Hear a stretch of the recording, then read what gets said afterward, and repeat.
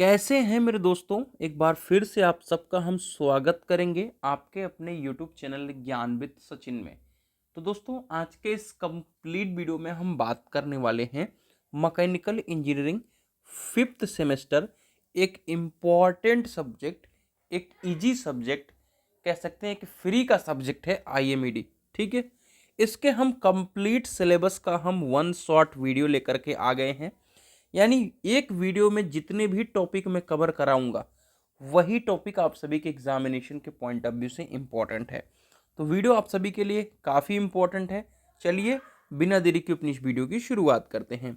अगर एप्लीकेशन को नहीं डाउनलोड किया है तो डाउनलोड कर लीजिए। क्यों? क्योंकि भैया यहाँ पे PYQ नोट्स सब कुछ मिल जाएंगे। और जो ये IMED का नोट्स है ये आपको सिर्फ 49 रुपीज़ में अवेलेबल है, तो जा करके ले लीजिएगा। तो हमारा जो पहला यूनिट है वो है चैप्टर नंबर 1। ठीक है, इंट्रोडक्शन यूनिट है। इस यूनिट के अंदर हमें एक क्वेश्चन, फिक्स क्वेश्चन मिल जाता है, वो है एंटरप्रेन्योरशिप। बिना एंटरप्रेन्योरशिप पूछे हुए आपका पेपर नहीं बनेगा। तो आप सभी एंटरप्रेन्योरशिप टर्म को अच्छी तरीके से समझ लीजिएगा। आइए हाइलाइटर को लेते हैं और एंटरप्रेन्योरशिप अर्थात उद्यमिता को समझते हैं। कोई ऐसा स्थान जो पिछड़ा हो, अविकसित हो अथवा ग्रामीण हो, ठीक है, जहां पर उद्योग स्थापित करने के लिए उचित औद्योगिक वातावरण आपके अनुकूल ना हो। वांछनीय होने का मतलब वहां पे आप कोई भी इंडस्ट्री स्थापित करने लायक नहीं है, मतलब बिजली नहीं है वहां पर ट्रांसपोर्टेशन की सुविधा नहीं है। ऐसे स्थानों पर नए व अनुभवहीन व्यक्ति द्वारा, ऐसे स्थान पर कोई नया व्यक्ति, जैसे सचिन अब यूट्यूब चला रहा है लेकिन अभी उसका मन करा तो कहीं ऐसे आउट शहर गांव में जा करके मान लो पत्तल बनाने का कोई धंधा शुरू कर दिया, ठीक है, या ऐसा कोई नया धंधा शुरू कर दिया जहां पे जो शहर है वो बिल्कुल भी विकसित नहीं है, अर्थात ग्रामीण इलाका है, पिछड़ा इलाका है, और वहां पर उद्योग स्थापित करने का उस तरीके का वातावरण नहीं, जैसे कि पानी की सुविधा और ट्रांसपोर्टेशन की सुविधा, बिजली की सुविधा नहीं है, द्वारा उद्योग धंधे स्थापित करने अथवा किसी अन्य उद्योग व्यवसाय को प्रारंभ करने का साहस करना ही क्या कहलाता है? एंटरप्रेन्योरशिप कहलाता है। समझ गए मेरे प्यारे साथियों? तो ओवरऑल एंटरप्रेन्योरशिप का मतलब क्या लिखना है वो चीज आपको समझ में आ गया है। अब आपको लिखना क्या है वो चीज आप जान रहे हो। ये नहीं करना है कि जो मैंने लिखा है वही आपको जाके लिखना है, ऐसा नहीं है, ठीक है। और मैंने कई सारे इंस्ट्रक्शन भी दिए थे इंपॉर्टेंट क्वेश्चन की वीडियो में कि भैया क्वेश्चन एक भी नहीं छूटना है, क्या आता है आपको क्या नहीं आता है ये चीज़ फर्क नहीं पड़ता, ठीक है। जितने क्वेश्चन छोड़ोगे उतने 5 नंबर कम होते जाएंगे, ठीक है। जितने अटेम्प्ट करोगे उतने 3, 3.5, 4 नंबर बढ़ते जाएंगे। कहानी आपको मुझे लगता है समझ में आ गई होगी। एंटरप्रेन्योरशिप टर्म को एक बार और समझ लेते हैं। एंटरप्रेन्योरशिप टर्म हमारा ये कहता है कि कोई ऐसा अविकसित स्थान, कोई पिछड़ा स्थान या ग्रामीण स्थान जहाँ पे उद्योग धंधा स्थापित करने लायक अनुकूल सुविधाएं नहीं है, और वहाँ पे कोई एक अनुभवहीन व्यक्ति जो कभी धंधा बिजनेस नहीं किया हो, उसने क्या किया कि एक उद्योग धंधा स्थापित किया और या नया उद्योग धंधा स्थापित करने का साहस किया, स्थापित किया, या उसके बारे में उसने एनालिसिस किया, वहाँ जा करके कुछ करने की कोशिश किया, वह एंटरप्रेन्योरशिप कहलाता है। और जिस व्यक्ति द्वारा ये साहस किया जाता है उसे हम कहते हैं एंटरप्रेन्योर। क्या कहते हैं? एंटरप्रेन्योर। ठीक है, लिए एंटरप्रेन्योर के अंदर क्या होना चाहिए मेरे प्यारे साथियों? उसके अंदर एक अदम्य साहस होना चाहिए कि हाँ मैं यहाँ पे सुनसान इलाके पे रह सकता हूँ, ठीक है। एक पेशेंस होना चाहिए, बिजनेस नहीं चलेगा, वेट करूँगा। लीडरशिप, जोखिम उठाने की क्षमता परम आवश्यक है। एंटरप्रेन्योरशिप केवल वस्तु का उत्पादन करने अथवा उत्पाद तैयार करने तक सीमित नहीं होती, बल्कि इसके अंतर्गत विक्रय वस्तु का व्यापार, मार्केट ट्रेंड, सर्विस इत्यादि पे भी शामिल है। अर्थात एंटरप्रेन्योर का मतलब ये नहीं कि आपने सिर्फ क्या किया, इंडस्ट्री को स्थापित कर दिया। उसका मतलब ये है कि अगर आपने कोई भी वस्तु को बनाया है तो उसको बेचना भी किस तरीके से है, उसके साथ साथ आप मार्केट में कौन सी चीज़ ट्रेंड कर रही है उसके हिसाब से आपको वस्तु बनानी है। उसके साथ साथ किसी भी वस्तु के ऊपर आप गारंटी वारंटी देते हैं तो उसका हमें सर्विस भी करना पड़ता है। तो ये सब चीज़ें आपके एंटरप्रेन्योर के लिए, एंटरप्रेन्योरशिप और एंटरप्रेन्योर के लिए होती हैं। तो मुझे लग रहा है कि ये चीज़ आप समझ में आ गई। ये क्वेश्चन बहुत ज़्यादा पूछा गया है और इसको बिना पढ़े मत जाइएगा। क्वालिटी ऑफ एंटरप्रेन्योर, एक एंटरप्रेन्योर के अंदर क्या गुण होने चाहिए, ठीक है। पहले नंबर तो एंटरप्रेन्योर जो होना चाहिए रिजिड होना चाहिए, कठोर होना चाहिए। ऐसा नहीं है कि मतलब तुरंत ही किसी चीज़ को आपको कोई धमका भी दिया कि हाँ भैया यहाँ पे ऐसा नहीं हो सकता तो आप भाग लिए, नहीं। रिजिड होना चाहिए, कठोर होना चाहिए, परिश्रमी होना चाहिए और प्रयत्नशील होना चाहिए। ऐसा नहीं है कि किसी चीज़ को नहीं हो रहा है तो उस चीज़ को वो नहीं करना चाह रहा है। बिल्कुल तीनों टर्म आपको समझ में आते हैं। मुझे आशा है कि बस इन टर्म को एक बार अपने दिमाग में मेमोराइज करके रखना है। शोध का मतलब रिसर्च, किसी भी चीज़ का रिसर्च करना है, ठीक है। सर्च करना है, रिसर्च करना है, दोनों चीज़ करना है उसको, ठीक है। विकास के बारे में सोचना है और परिवर्तन के बारे में सोचना है। तो ऐसा हमारा एंटरप्रेन्योर होना चाहिए कि हम किसी नई चीज़ के बारे में सोचें और नई चीज़ का डेवलपमेंट के बारे में सोचें, और कोई ऐसी चीज़ जो अभी मार्केट में नहीं बन रही है या उस चीज़ की नीड है तो उस परिवर्तन के बारे में भी सोचें। एंटरप्रेन्योर है तो डेफिनेटली वो जोखिम उठाने वाला व्यक्ति ही होगा। तो जोखिम उठाने वाला व्यक्ति भी एंटरप्रेन्योर होता है, ठीक है। उसके अंदर सेल्फ मोटिवेशन होना चाहिए। आप भी पढ़ाई के वक्त सेल्फ मोटिवेटेड रहें कि हाँ मुझे जेई निकालना है, मुझे यही बनना है, जो भी है। तो आत्मविश्वासी होना चाहिए। और उसके अंदर की विल पावर जो है, इच्छा शक्ति बहुत ही ज़्यादा स्ट्रांग होनी चाहिए। और किसी भी चीज़ को पाने के लिए इच्छा शक्ति स्ट्रांग होनी चाहिए। अभी लखनऊ के 2023 के ही मुझे लग रहा है मेरे ही बैच के पास आउट हैं, कई 2-3 जेई बने हैं, है ना। तो उनका विल पावर बहुत स्ट्रांग था, नौकरी करते हुए जेई बने हैं। तो डेफिनेटली उन्होंने, आपके अंदर अगर विल पावर है तो आप कुछ कर सकते हो। देखो, चाहे इसको सोने में लगा दो, चाहे इसको पढ़ने में लगा दो, और चाहे जी जान से पढ़ने में लगा दो, है ना। तो जो चीज़ आप सोचोगे वही चीज़ होने वाला है। कहानी यही है। आइए अगला है समय अनुसार स्वयं को ढालना। जिस तरीके की परिस्थिति है, जिस तरीके का इन्वायरमेंट है, उसी तरीके से आपको ढालना पड़ता है। जैसे एग्जाम टाइम आता है तो आप डेफिनेटली देर रात तक जगने लगते हो, उसी तरीके से बिजनेस में भी आपको समय अनुसार आपको ढालना पड़ता है। कठिन परिस्थिति से जूझने वाला व्यक्ति होना चाहिए, डेफिनेटली हार्ड वर्किंग होगा, किसी भी प्रॉब्लम को फेस करने वाला होना चाहिए। किसी भी प्रकार की प्रॉब्लम है उसको स्वीकार करने वाला इंसान होना चाहिए कि हाँ भैया ये एक्सेप्टेबल है, ये चीज़ को मैं करके दिखाऊंगा, ठीक है। चाहे मॉक टेस्ट में नंबर नहीं आ रहा है तो चुनौती दे रहा है, ठीक है, लेकिन फिर भी मैं उस चीज़ को करूँगा। कोई भी मशीनरी आपको नहीं अवेलेबल हो रही फिर भी हम उस चीज़ को करेंगे। ब्रेक डाउन आ रहा है फिर भी उसको मैनेज करेंगे, ठीक है। चतुर होना चाहिए, यानी ओबियस सी बात है, आज के समय के आप लोगों को पता होगा कि गुजराती और मारवाड़ी सबसे ज़्यादा सक्सेसफुल बिजनेसमैन है, तीसरे नंबर पे सिंधी आते हैं, है ना। तो इनसे ज़्यादा चतुर कोई होता नहीं है। और गुजराती और मारवाड़ी में बस इतना ही अंतर है कि मारवाड़ी बिना पैसे काम निकलवाता है और गुजराती पैसे दे करके काम निकलवाता है, बस यही दोनों में अंतर है। खैर ये तो अलग बात है। और चतुर होना चाहिए, प्रसन्न चित्त इंसान होना चाहिए। ऐसा नहीं कि हमेशा गुस्से ही दिखा, बहुत सारे ऐसे होते हैं जो बॉस वगैरह होते हैं। और एक अट्रैक्टिव पर्सनालिटी होनी चाहिए। सत्यनिष्ठा यानी ईमानदार और कर्म में विश्वास रखने वाला इंसान होना चाहिए, यानी नसीब के ऊपर डिपेंडेंट इंसान नहीं होना चाहिए। मैं आपको भी कहता हूँ कि नसीब को सेकंड प्रायोरिटी दिया करो, कर्म को पहले प्रायोरिटी दिया करो। डेफिनेटली अगर कर्म अच्छा करते रहोगे तो नसीब भी अच्छा साथ देगी।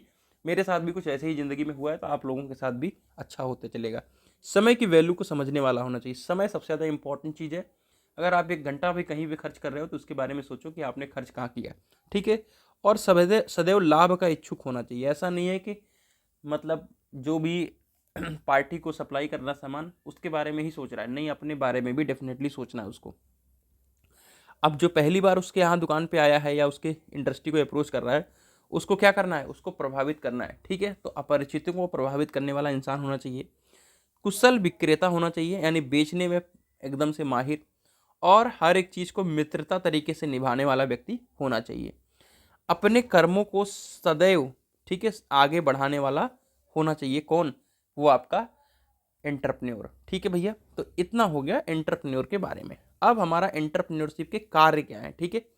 फंक्शन का मतलब क्या है मेरे प्यारे साथियों? कार्य, ठीक है भैया। तो जो हमारा एंटरप्रेन्योर होगा वह अपने व्यवसाय का क्या करेगा? प्रबंध करेगा, यानी मैनेजमेंट करेगा। आगे मैनेजमेंट टॉपिक भी है, ठीक है भैया। तथा निर्णय भी खुद ही लेता है, ठीक है। तो डिसीजन लेना, किस प्रकार का मैनेजमेंट का होना है, वो सब एंटरप्रेन्योर खुद ही करता है। एंटरप्रेन्योर ही खुद क्या करेगा? मार्केट सर्वे करेगा, सही वस्तु स्थिति का अध्ययन करेगा कि यानी कौन सी वस्तु, क्या नाम है, कितने रुपए में है, कैसे है, ठीक है।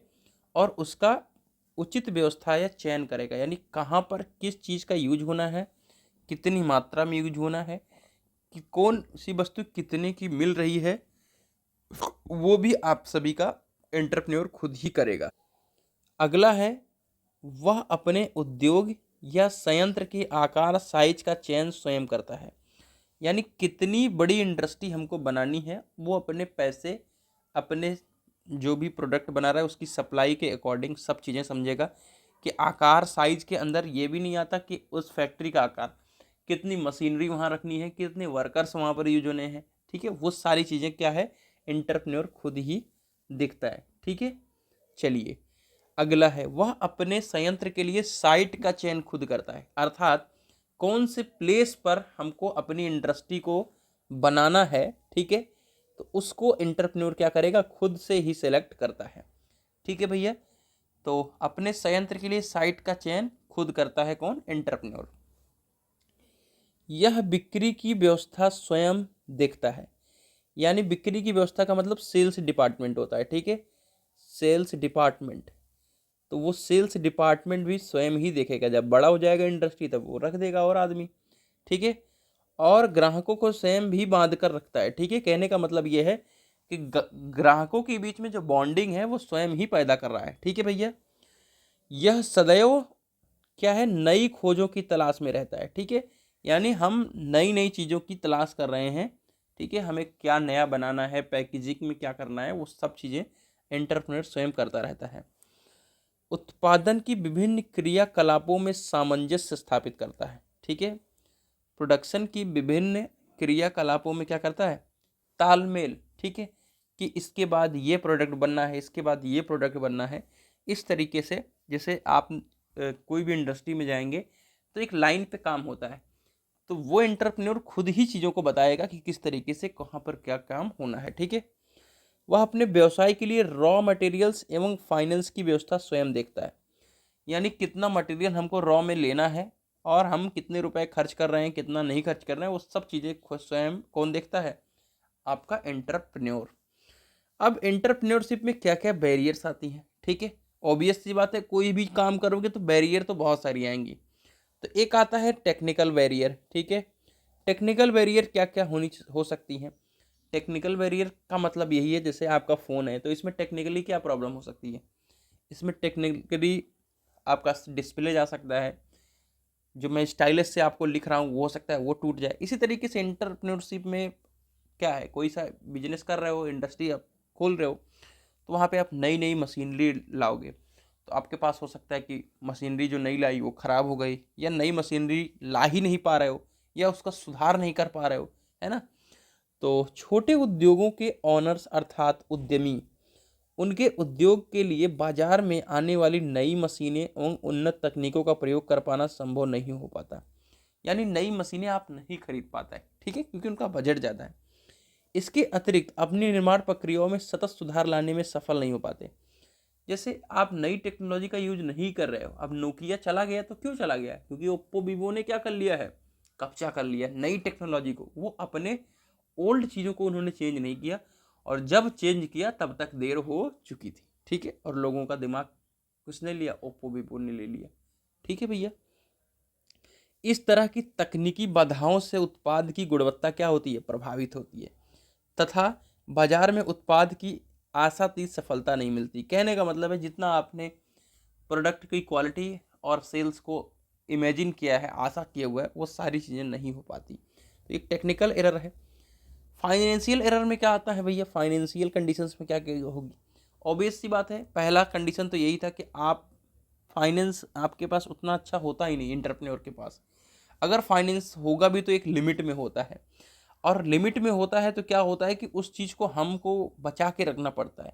जैसे कोई हमको नया सामान लेना है बाजार से, तो हम उस चीज़ को समझ के लेंगे कि अभी आगे आने वाले समय के लिए हमारे पास बजट है कि नहीं। ठीक है, तो समझते हैं हम, किसी भी लघु उद्योग के संचालन में फाइनेंस एक प्रमुख समस्या है। फाइनेंशियल लिमिटेशन के कारण लघु उद्योग गुणवत्ता का वह स्तर बनाए रखने में असफल हो जाते हैं जो बड़े उद्योग आसानी से हासिल कर, उनके पास अपार पूंजी होती है। इसके परिणाम स्वरूप बाजार में पिछड़ जाते हैं। मार्केट में ऑब्वियस सी बात है कि अगर आप कुकर खरीद रहे होगे तो कुकर के एक नहीं पता नहीं कितनी कंपनियां होंगी, लेकिन आपको पता है कि हैवेल्स कुकर, बजाज का कुकर, ये इनका नाम ही अलग है ना। और एक और कोई कंपनी आती है, मैंने ध्यान नहीं दिया, वो उसका तो अलग ही है। ठीक है, तो इस तरीके से छोटे मोटे क्या है गड़बड़ हो जाते हैं, सब पिछड़ जाते हैं और बाजार में एक सीमित वर्ग की आवश्यकताओं को ही पूरा कर पाते हैं।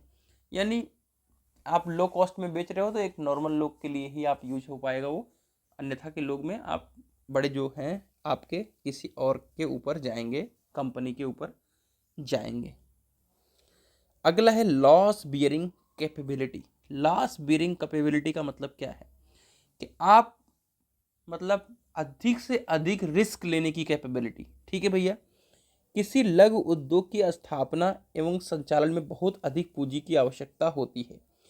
एक उद्यमी अपनी सारी पूंजी तो उद्योग में लगा ही देता है, साथ में विभिन्न स्रोतों जैसे बैंक, वित्तीय निगम, यानी जैसे कोई लोन लेकर के अपना काम करता है, ठीक है, साहूकारों यानी जो उधार देते थे पहले, ठीक है, अथवा रिश्तेदारों से पैसा उधार लेकर उद्योग में लगा देता है, जिसका ब्याज भी उसको देना पड़ेगा। जैसे साहूकार से लिया है तो डेफिनेटली ब्याज देना पड़ेगा, बैंक से लिया है तो ब्याज देना पड़ेगा, हो सकता है रिश्तेदार ना ब्याज ले, वो तीसरे महीने मांगने लगेगा, ठीक है। ऐसे में अगर उद्योग को शुरुआती वर्ष में सफलता ना मिल पाई तो उद्यमी निराश हो जाता है। यदि उद्यमी में हानि बर्दाश्त करने की क्षमता नहीं है तो उद्योग को बंद करना पड़ सकता है। ऐसे में उद्यमी का मानसिक रूप सुदृढ़ होना चाहिए, यानी बहुत ही ज़्यादा कह सकते हैं मानसिक तरीके से क्या होना चाहिए, स्ट्रांग होना चाहिए। ये बात का ध्यान रखना चाहिए। अगला है ऑर्गेनाइजेशनल कॉन्स्टेंट्स। ठीक है, ऑर्गेनाइजेशनल कॉन्स्टेंट्स का मतलब क्या है मेरे प्यारे साथियों, कि जो भी चीज़ आप ऑर्गेनाइज करते हो, चाहे मटेरियल खरीदना, चाहे प्रोडक्ट बेचना, चाहे मटेरियल का स्टोरेज करना, ठीक है, तो ये सब ऑर्गेनाइजेशनल कॉन्स्टेंट्स के अंदर आता है। कहने का मतलब क्या है कि आइए ध्यान से समझते हैं हम लोग। किसी लघु उद्योग की स्थापना एक या दो व्यक्तियों द्वारा की जाती है, यानी हो सकता है कि सोले प्रोप्राइटरशिप हो।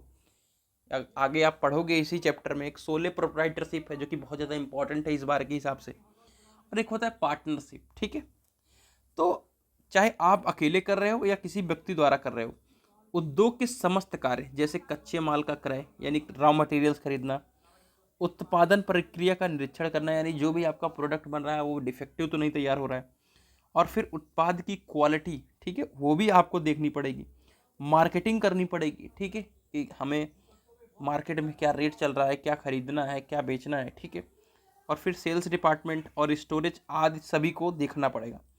लघु उद्योग की वित्तीय स्थिति ऐसा नहीं होती कि वो क्रय विक्रय, उत्पादन, वित्त, मार्केटिंग आदि विशिष्ट कार्यों के लिए विशिष्ट व्यक्तियों की प्लानिंग कर सकें।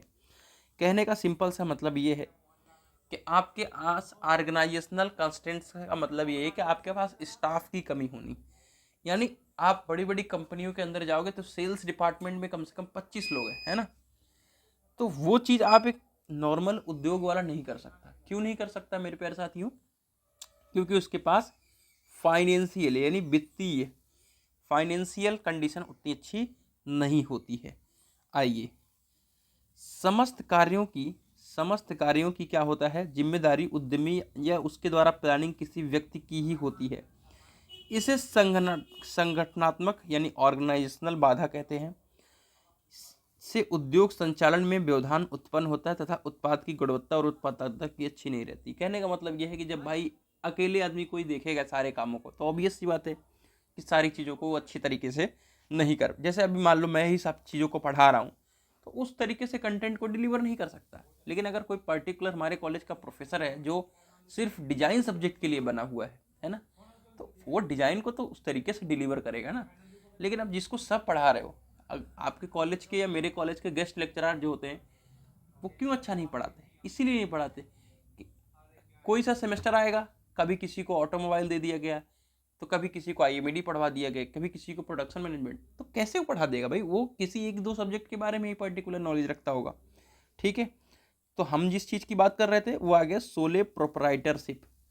सोले प्रोप्राइटरशिप का मतलब सिंपल सा मतलब यही है कि भाई मैं देखो, अगर मैं वॉच टाइम बढ़ाना चाहूँ तो मैं पूरी वीडियो को एक एक चीज़ को पढ़ के आप सभी को बताता चलूँ, है ना, और आप सुनते चलोगे। मैं कहता हूँ कि सोले प्रोप्राइटरशिप का मतलब यही है कि कोई एक व्यक्ति ही ओनर है। ओनर का मतलब मालिक है, और एक ही व्यक्ति क्या कर रहा है, उस चीज़ को संचालन कर रहा है जो भी उसने धंधा बिजनेस किया हुआ है।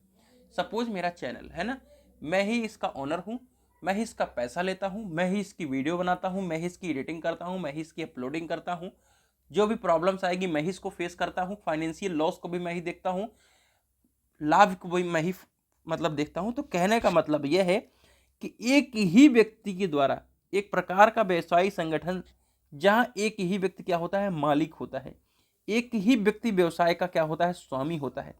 इस प्रकार एकल स्वामित्व व्यापार संगठन है जिसमें एक ही व्यक्ति स्वामी होता है और व्यवसाय में संबंधित क्रियाकलापों, ठीक है, का प्रबंधन नियंत्रण उसी के हाथ में होता है। एकल व्यवसाय के स्वामी और संचालक एकल स्वामी कहलाते हैं, यानी ये सोले प्रोप्राइटरशिप कहलाता है।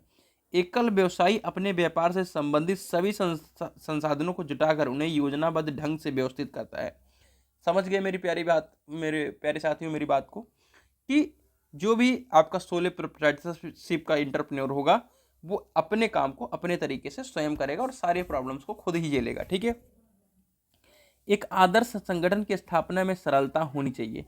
सोले प्रोप्राइटरशिप का मतलब यही है कि आप जो भी चीज़ों को सोच रहे हो, जो चीज़ ऑर्गेनाइज करना चाह रहे हो, वो एक आइडियल तरीके से करो जिसमें बहुत ज़्यादा कॉम्प्लिकेटेड ना हो।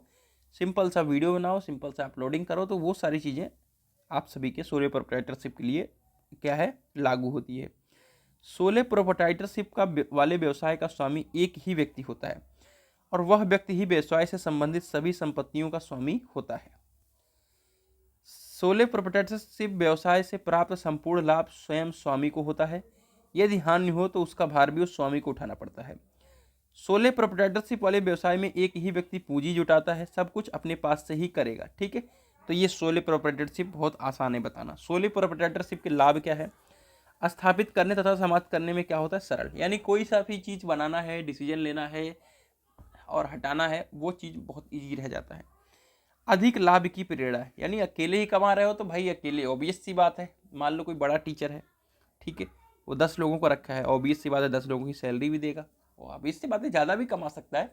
लेकिन मैं अकेले हूँ, अकेले ही कमा रहा हूँ, तो हमको लगता है कि जितना मैं कमा रहा हूँ ज़्यादा ही कमा रहा हूँ। ठीक है। शीघ्र निर्णय तथा उचित कार्यवाही, है ना, आप तुरंत डिसीजन लोगे कि भैया तबीयत खराब है, वीडियो बनाना है कि नहीं बनाना है, बनाना आज है कि कल बनाना है। ठीक है। उत्तम नियंत्रण, आप अपनी तरीके से कोई काम को करता है तो भाई ऑब्वियस सी बात है, अपना काम मतलब अपना काम, है ना, अपना काम का मतलब अपने तरीके से करता है। जैसे कोई गाड़ी खरीदता है और वही चलाता है उसको गांव में, है ना, जैसे कि दूल्हा दुल्हन को होता नहीं है गाड़ी, तो वो एकदम से जहाँ पे गड्ढा हचका मार के एकदम से आराम से लेके जाएगा। ड्राइवर को दे देगा तो ड्राइवर तो ऐसे चलाता है कि मुझे नहीं लगता कि अगली बार बच के आएगी गाड़ी, इस तरीके से चलाता है ना। तो उत्तम नियंत्रण का मतलब यही है कि अपना काम तरीके से करेगा वो। व्यापार की गोपनीयता बरकरार रखना, यानी अकेले है तो कितना सेल हुआ, कितना लॉस हुआ, वो किसी को नहीं पता, वो सिर्फ उसको ही पता है। ठीक है।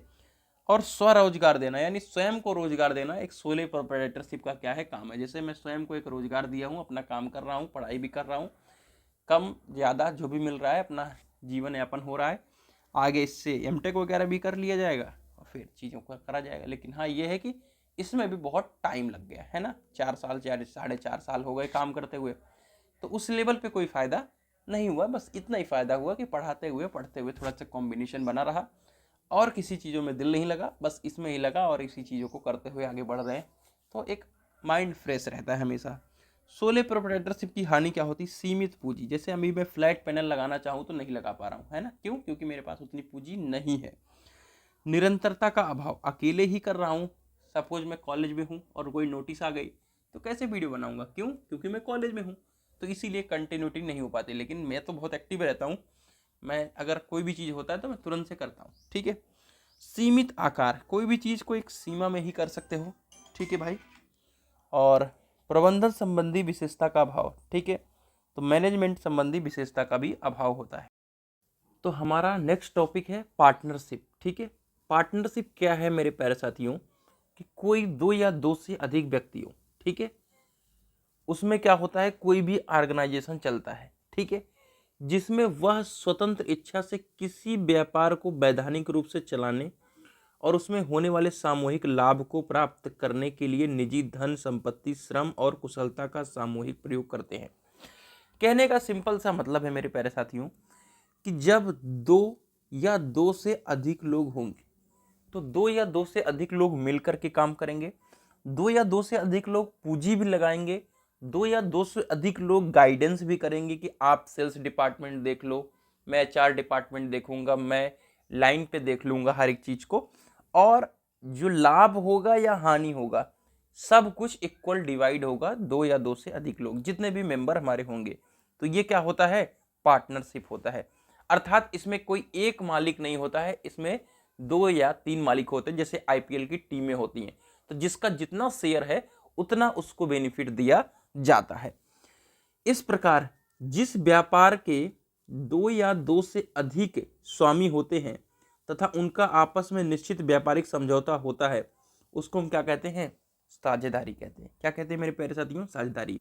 और जो ही व्यक्ति व्यवसाय में क्या होते हैं, पार्टिसिपेट करते हैं, ठीक है, उन्हें क्या कहते हैं, पार्टनर कहा जाता है। जैसे दो पार्टनर मान लो क्या किए, व्यवसाय में भाग लिया, तो उन्हें हम कहेंगे पार्टनर। और इस ऑर्गेनाइजेशन को कहते हैं फर्म। क्या कहते हैं मेरे प्यारे साथियों, इस ऑर्गेनाइजेशन को कहते हैं फर्म।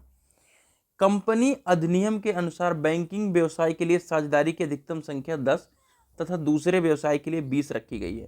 कहने का मतलब यह है कि अगर बैंकिंग से रिलेटेड काम है तो 10 पार्टनर इनफ हैं, और अगर कोई और आपका बिजनेस है तो उसमें 20 पार्टनर से ज़्यादा पार्टनर नहीं हो सकते हैं।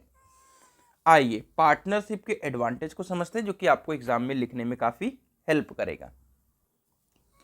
एडवांटेज ऑफ पार्टनरशिप, ठीक है, पार्टनरशिप के क्या एडवांटेज है। इसको बिना किसी वैधानिक कार्यवाही के प्रारंभ किया जा सकता है।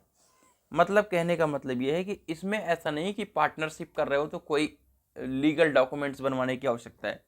खैर जो पार्टनर होते हैं वो अपने तरीके से कॉन्ट्रैक्ट पेपर पे साइन वगैरह करवा लेते हैं, ठीक है। कल को कोई पार्टनर इन बातों से मुकर जाए तो उस केस के लिए होता है, लेकिन ऐसा कोई पर्टिकुलर एडमिनिस्ट्रेटिव काम यहाँ पे नहीं होता है। एक फ्लेक्सिबल ऑर्गेनाइजेशन है। फ्लेक्सिबल ऑर्गेनाइजेशन से क्या आपका तात्पर्य है कि आपने इस काम को देख लिया, हमने उस काम को देख लिया, तो एक फ्लेक्सिबिलिटी आपको मिल जाती है कि आपको हर एक चीज़ आसानी से हो जाता है। अब देखो अलग अलग योग्यताओं, जैसे कोई सा भी कंपनी आप चला रहे हो, या मान लो ज्ञानविद सचिन पे 4 लोग हैं, तो किसी को फिजिक्स की अच्छी नॉलेज होगी, किसी की केमिस्ट्री की अच्छी नॉलेज होगी, ठीक है। तो अलग अलग योग्यता के व्यक्तियों के सम्मिलित होने से ही आपका पार्टनरशिप का धंधा शुरू होता है। सिंगल व्यापार की तुलना में यानी सोले प्रोप्राइटरशिप की तुलना में इसमें अधिक साझेदारी होने के कारण अधिक पूंजी लगाई जा सकती है। ऑब्वियस सी बात है, 4 लोग हैं तो 40,000 दे सकते हैं, अकेला व्यक्ति बहुत होगा तो 20,000 देगा, ठीक है। अब इसमें सोचने के लिए, निर्णय लेने के लिए कई सदस्य होते हैं, इसलिए व्यापार प्रबंध अच्छी तरह हो सकता है। देखो 2 लोग सोचते हैं, अगर बहुत इधर उधर के लोग होंगे तो दिक्कत भी हो जाती है, लेकिन कहने का मोटिव यही है कि 2-3 लोग सोचेंगे तो एक क्विक डिसीजन और एक अच्छा डिसीजन ले सकेंगे। डिसएडवांटेज ऑफ पार्टनरशिप, पार्टनरशिप के क्या डिसएडवांटेज हो सकते हैं वो भी समझ लीजिए, ठीक है। इसमें क्या होता है कि लिमिट से अधिक दायित्व रहता है, यानी सबको प्रॉपर दायित्व रहता है। मतलब कहने का ये मतलब है कि जो आपको काम दिया गया है वो आपको देखना है, और अदर जो पार्टनर है उसको कंसीडर करते हुए। इसमें कोई भी पार्टनर अपने हिस्से को बेच सकता है। ये भी बात होती है कि जैसे आपने कंपनी को चलाया, मान लो आपने 10% का शेयर यहाँ पे यूज किया, तो कल को बेनिफिट नहीं हो रही तो आप क्या करोगे कि ऑब्वियस से बात है, सब तो हट नहीं सकते, क्योंकि चारों लोगों ने मिल के, एक हटना चाह रहा है तो उसने अपना 10% का शेयर वहाँ से निकाल लिया, ठीक है, तो अपने हिस्से को बेच भी सकते हो। इसमें कोई पार्टनर क्या कर सकता है, जैसे कि मैंने ऊपर बताया, विश्वासघात कर दे तो पूरे व्यवसाय को नुकसान हो जाएगा। कोई क्या करे, सारा फायदा ही लेके उड़ गया, ठीक है। पार्टनर की मृत्यु के बाद उसकी साझेदारी को समाप्त माना जाता है। ये एक रूल होता है कि अगर आप खत्म हो गए तो अब आपका जो भी पार्टनर का सिस्टम था वो खत्म हो गया, ठीक है। ये चीज़ एक काफ़ी कह सकते हैं डिसएडवांटेज के रूप में देखी जा रही है। अगला हमारा चैप्टर आता है प्रोजेक्ट रिपोर्ट प्रेजेंटेशन। ये हमारा पहला यूनिट समाप्त हो चुका है। दूसरे यूनिट की तरफ चलते हैं। पहले यूनिट के अंदर जो भी और एक्स्ट्रा टॉपिक्स है, ठीक है, हम वन शॉट कवर कर रहे हैं, तो हम उन्हीं टॉपिक को कवर करेंगे जो एग्जाम के पॉइंट ऑफ व्यू से ज़्यादा इंपॉर्टेंट है, ठीक है मेरे प्यारे साथियों। ऐसा नहीं है कि हम सारी चीज़ों को ही कवर करेंगे। प्रोजेक्ट रिपोर्ट किसी इन्वेस्टमेंट से संबंधित एक डॉक्यूमेंट है, ठीक है। कोई भी आप इन्वेस्ट कर रहे हो पैसा, ठीक है, कोई बिजनेस के लिए पैसा इन्वेस्ट कर रहे हो, तो प्रोजेक्ट रिपोर्ट क्या है, उसका एक डॉक्यूमेंट है, एक लीगल डॉक्यूमेंट है। इसमें किसी प्लानिंग, ठीक है, किसी भी योजना की हम प्लानिंग करते हैं और उसका क्या होता है मेरे पास, उसका डेटा होता है। तो कोई भी इन्वेस्टमेंट कर रहे हो उसका एक डॉक्यूमेंट, लीगल डॉक्यूमेंट है प्रोजेक्ट रिपोर्ट, और इसमें हम जितने भी प्लानिंग किए होते हैं उसका एक डेटा होता है, जिससे उस व्यवसाय का व्यवहारिक आधार पर क्या होता है, मूल्यांकन किया जा सके। यानी हम इवेल्यूएशन कर सकें कि हमारे पास कितना पैसा है, किस पैसे का रॉ मटेरियल लेना है, किस पैसे को सेल्स डिपार्टमेंट से मिला हुआ है। ठीक है, तो वो सारा डेटा आपको इस प्रोजेक्ट रिपोर्ट के अंदर मिल जाता है। प्रत्येक नया उद्यमी यानी एंटरप्रेन्योर कोई भी व्यापार शुरू होने से पहले उसकी प्रोजेक्ट रिपोर्ट तैयार करता है। अब देखो, प्रोजेक्ट रिपोर्ट का एक और बेनिफिट है कि जैसे कोई भी आप सभी व्यवसाय कर रहे हो, तो प्रोजेक्ट रिपोर्ट बनाने से क्या होता है कि आपको एक मोटा मोटी अंदाजा लग जाता है कि हमें कितना रुपए लगने वाले हैं अपने इस पूरे बिजनेस के दौरान। ठीक है, ठीक है भैया।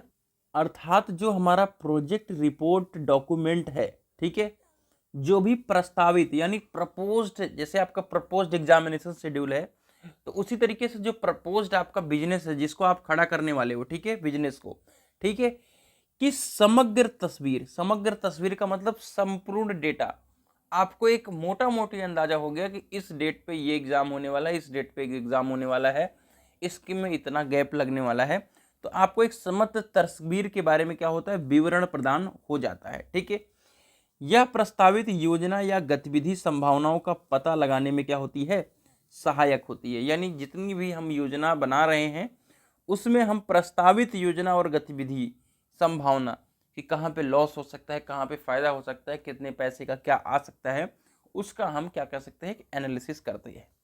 लगभग प्रत्येक छोटा बड़ा व्यापार करने वाले उद्यमी को, छोटा कर रहे हो व्यापार या बड़ा कर रहे हो, प्रत्येक एंटरप्रेन्योरशिप को क्या होती है, इसकी आवश्यकता होती है। ठीक है भैया, तो कोई भी, चाहे आपकी बड़ी कंपनी हो चाहे आपकी छोटी कंपनी हो, सभी कंपनियों के लिए प्रोजेक्ट रिपोर्ट अति आवश्यक होता है। यही कारण है कि प्रत्येक उद्यमी इसके बारे में जानकारी रखता है। यानी प्रत्येक एंटरप्रेन्योर क्या करता है कि आपके प्रोजेक्ट रिपोर्ट के बारे में जरूर जानकारी को इकट्ठा करता है। इस परियोजना रिपोर्ट में आर्थिक, तकनीकी, वित्तीय, प्रबंधकीय सभी पहलुओं पर जानकारी शामिल होती है।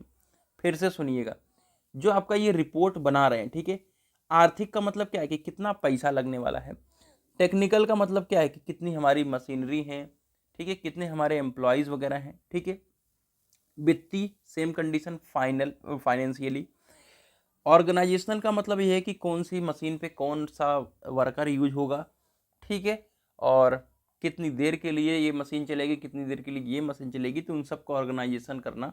ठीक है, और ऑर्गेनाइजेशन के अंदर, कंपनी के अंदर और भी चीज़ें कि कौन से रूम में कौन सी मशीन शिफ्ट करवानी है, तो ये सारी चीज़ें क्या होती हैं उस प्रोजेक्ट रिपोर्ट के अंदर मेंशन होती हैं।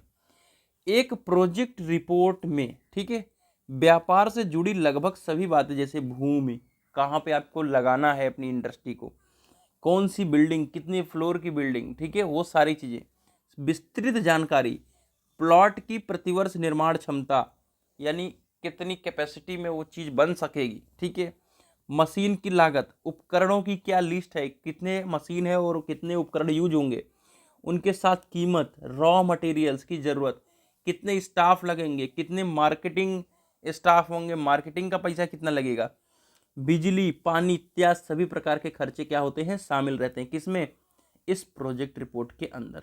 तो प्रोजेक्ट रिपोर्ट के बारे में लिखना मुझे लगता है कि बहुत ज़्यादा आसान है।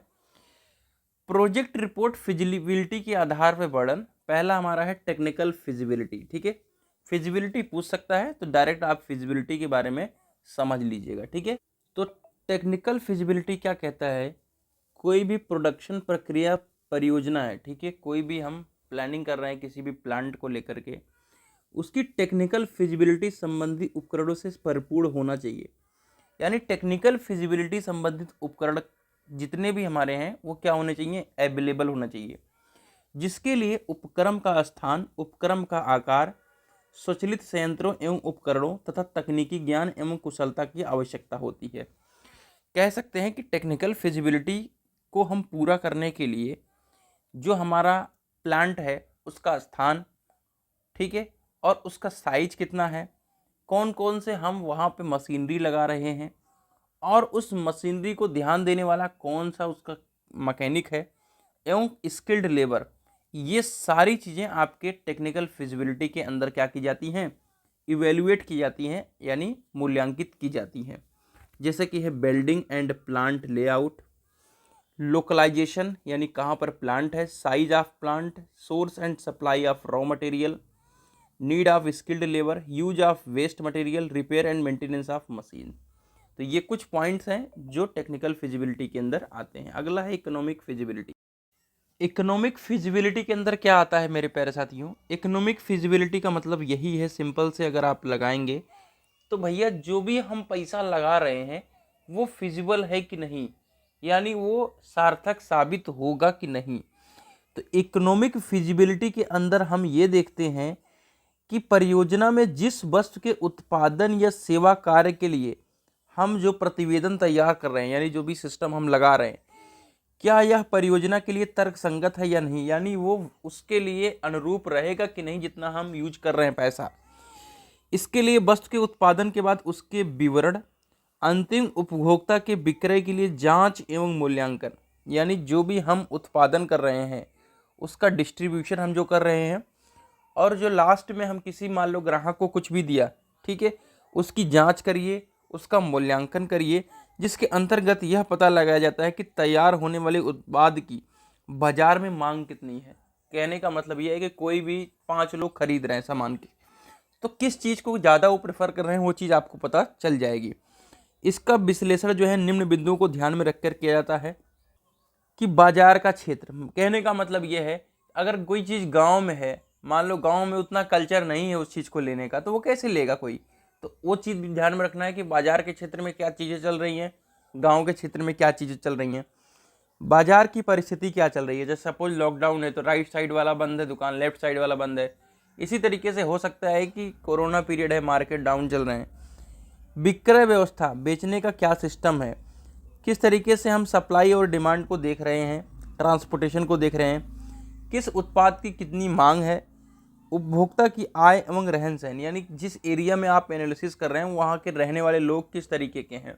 ठीक है, आप 32 रुपये किलो वाला आटा यूज करते हो, कोई आपका 150 रुपये किलो वाला आटा यूज कर रहा है ना, तो अलग अलग चीज़ें अलग अलग तरीके से हैं।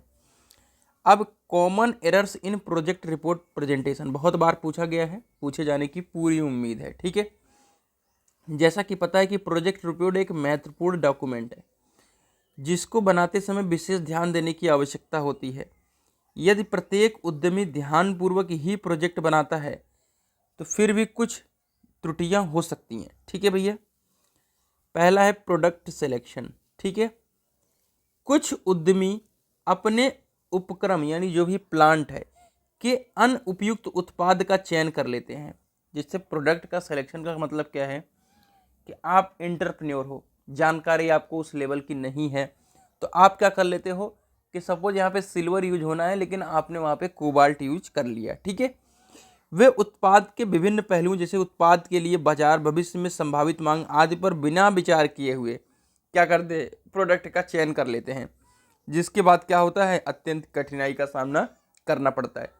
तो प्रोजेक्ट रिपोर्ट को बनाते समय ही आपको ध्यान में रखना है कि हमको मटेरियल कौन सा सिलेक्ट करना है, हमारे पास कितनी मैन पावर है, कितना हमारे पास पैसा है, मार्केट वैल्यू क्या चल रही है, उस सब का आकलन करना जरूरी है।